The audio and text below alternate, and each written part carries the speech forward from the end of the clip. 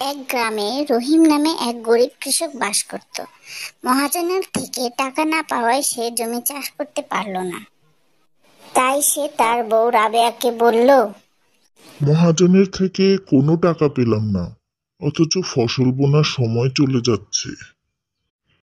মন খারাপ করো না, আমার কিছু টাকা জমা আছে। এখন না হয় ওই টাকা নিয়ে কিছু সবজি আর ধানের বীজ এনে জমিতে লাগিয়ে দাও।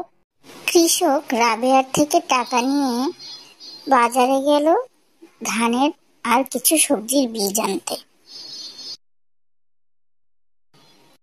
বৃষ্টি হচ্ছে, এর মধ্যেই কৃষক জমিতে বীজ ছিটিয়ে দিচ্ছে। এভাবেই দিন কেটে যায়, রোদ আসে, বৃষ্টি নামে, কৃষকের জমি ফসলে ভরে ওঠে। দেখেছো, আমাদের জমিতে অনেক সবজি আর ধান হয়েছে। আমাদের আর কোনো কষ্ট করতে হবে না। বলেছিলাম না, চিন্তা করো না, আল্লাহ সব ঠিক করে দিবে। মাটি খালি ফেরায় না, যদি তাকে সময়, শ্রম আর ভালোবাসা দাও, তবে সে বহু গুণে ফিরিয়ে দেয়। আল্লাহ কাউকেই নিরাশ করে না।